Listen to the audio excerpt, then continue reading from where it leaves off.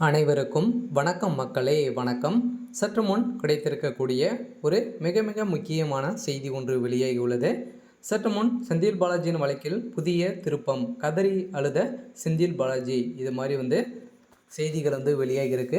So இதை பற்றி தான் இந்த வீடியோவில் நம்ம முழுமையாக பார்க்க போகிறோம். ஸோ அதுக்கு முன்னாடி நம்ம சேனலுக்கு இப்போ தான் நீங்கள் முதல் முறையாக வந்திருக்கீங்க அப்படின்னா மறக்காமல் நம்மளுடைய சேனலை சப்ஸ்கிரைப் பண்ணிக்கோங்க. ஸோ வாங்க வீடியோக்குள்ளே போகலாம். ஸோ பார்த்தீங்கன்னா செந்தில் பாலாஜி அவர்கள் சட்டத்துக்கு விரோதமான பணப்பரிமாற்ற வழக்கிலும் ஏற்கனவே அதிமுகவில் போக்குவரத்துறை அமைச்சராக இருந்தார் இல்லையா. ஸோ அந்த இருந்தபோது அதில் வேலை வாங்கி தருவதாக பார்த்திங்கன்னா நிறைய பணங்களை மோசடி செஞ்சார் அப்படின்ற மாதிரி திமுகவை சேர்ந்த முதலமைச்சர் ஸ்டாலின் அவர்கள் தான் ஏற்கனவே வழக்கு பதிவு செஞ்சுருந்தார். ஸோ இந்த வழக்கு 2 வழக்குக்கும் தான் பார்த்திங்கன்னா செந்தில் பாலாஜி அவர்கள் புழல் சிறையில் பார்த்திங்கன்னா அமலாக்கத்துறையால் கைது செய்யப்பட்டார் இல்லையா. ஸோ அதில் பார்த்திங்கன்னா புழல் சிறையில் ஒரு 471 நாட்களாகவே புழல் சிறையில் பார்த்திங்கன்னா செந்தில் பாலாஜி அவர்கள் இருந்து அவருக்கு நிறைய ஜாமீன்கள் வழங்கப்பட்டும் அவர் தள்ளுபடி செஞ்சுருந்தாங்க இல்லையா. ஸோ அதை தொடர்ந்து பார்த்திங்கன்னா இவருடைய ஜாமீன் வழக்கில் ஏற்கனவே விசாரித்திருந்த அல்லி அவர்கள் ஸோ அவங்களுக்கு போஸ்டிங் அடுத்து மேலிடத்துக்கு வேறு போஸ்டிங் போயிட்டாங்க. ஸோ அதை தொடர்ந்து பார்த்திங்கன்னா இவருடைய வழக்கில் 2 நீதிபதிகள் அதிரடியாக இவருக்கு ஜாமீன் நிபந்தனை அடிப்படையில் வழங்கியிருந்தாங்க இல்லையா. ஸோ இதை தொடர்ந்து செந்தில் பாலாஜி அவர்கள் இல்லாத அமைச்சராக தான் இருப்பார் அப்படின்ற மாதிரி இவருக்கு பார்த்திங்கன்னா ஜாமீன் கொடுத்துருந்தாங்க.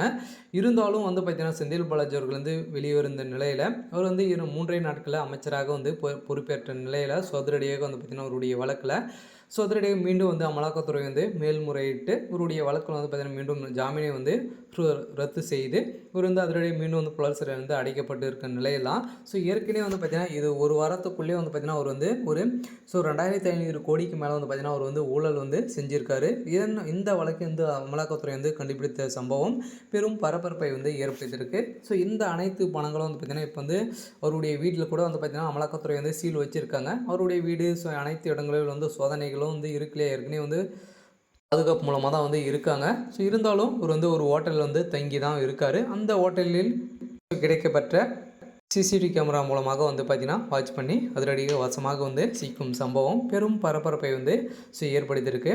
இருந்தாலும் பார்த்திங்கன்னா அதிரடியாக செந்தில் பாலாஜியை ஒட்டுமொத்தமாக முடிக்கக்கூடிய முதல்வர் ஸ்டாலின் அவர்களும் ஏற்கனவே பார்த்திங்கன்னா அவர் எதிர்க்கட்சியாக இருக்கும்போதே இருவருக்குமே பார்த்திங்கன்னா நிறைய வாதங்களும் நிறைய விதமான வார்த்தைகளும் விட்டு பேசியிருந்த நிலையில் இதன் அடிப்படையில் தான் ஒட்டுமொத்தமாக செந்தில் பாலாஜியுடைய கதையை ஸ்டாலின் முடிக்க போகிறதாக ஒரு ரகசியமான செய்தி தான் வெளியே இதன் அடிப்படையில் செந்தில் பாலாஜியுடைய வழக்கில் பார்த்திங்கன்னா அவர் மீண்டும் வசமாக சிக்கியிருக்காரு. மீண்டும் சிறையில் அடைக்கப்பட்ட சம்பவம் பெரும் பரபரப்பை ஏற்படுத்தியிருக்கு. இருந்தாலும் என்ன நடக்க போகுது அப்படின்றத நாம் வெயிட் பண்ணி பார்க்கலாம். இது மாதிரி அரசியல் சார்ந்த நிகழ்வுகளை தெரிஞ்சுக்கணும் அப்படின்னா மறக்காமல் நம்மளுடைய சேனலை சப்ஸ்கிரைப் பண்ணிக்கோங்க.